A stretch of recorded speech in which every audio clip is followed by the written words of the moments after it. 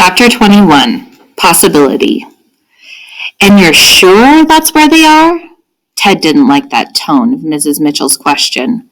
An assistant wasn't supposed to doubt and challenge every single detail that the team leader presented. After he had decided to get some help, Ted had ridden his bike straight back to the school. Mrs. Mitchell was still in the classroom grading the Civil War reports the 8th graders had turned in. Ted had told Mrs. Mitchell his news. He had asked for her help, and now he was sitting in a chair in front of her desk, and she was asking all these annoying questions. Ted said, "I'm not completely sure they're at the Kowasinski place, but that's where I'd be if I was them." "You mean if I were them," Mrs. Mitchell said. Having a teacher for an assistant had some serious drawbacks.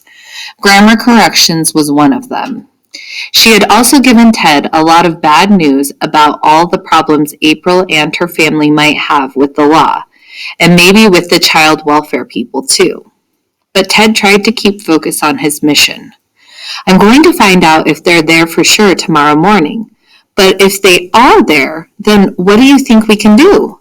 That's what I want to know, because it's like they're stuck. And I don't see why they don't just hitch a ride back to Texas, or maybe rent a car, or walk into town and make a phone call to somebody in Colorado. I don't get it." Mrs. Mitchell said, "From what you've told me, I think April's mom is feeling too scared and upset. She's the one who needs the help the most. Her husband's gone, she's worried about a man she doesn't like, and she's worried about her children, about the future.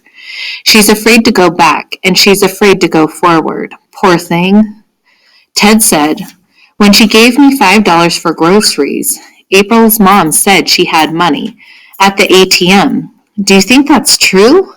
I mean, why act like you're homeless if you have money? I don't get that either." Mrs. Mitchell nodded. "It's hard to understand, but I've read about people who get hit all of a sudden with big problems. Sometimes they try to run away from them, and when you feel that way, it doesn't matter if you have money or not." They were both quiet a moment. Then Ted said, "So, my question's still the same. Do you think there's a way to really help? What do they need?"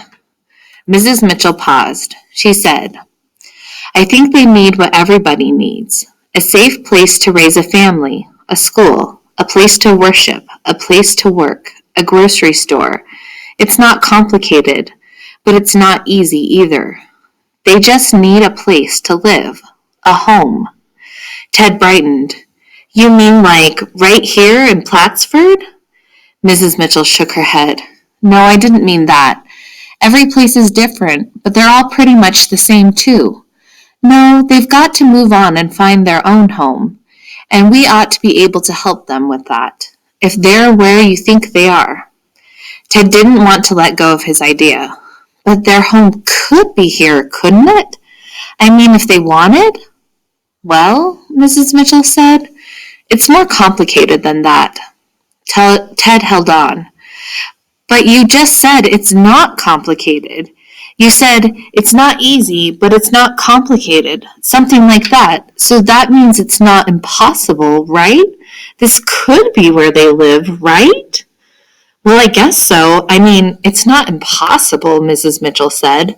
"Nothing's impossible, but—" "Okay," Ted said, "I'll tell you what." He felt like it was time to take charge of this project and be the team leader and let the assistant assist like she was supposed to.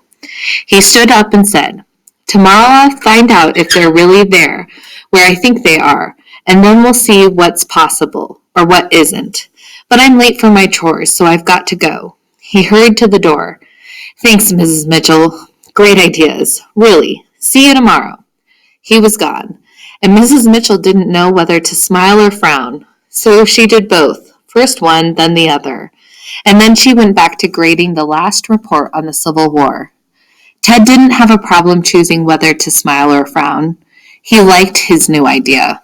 A lot. It grabbed hold of his imagination, first his mind and then his heart.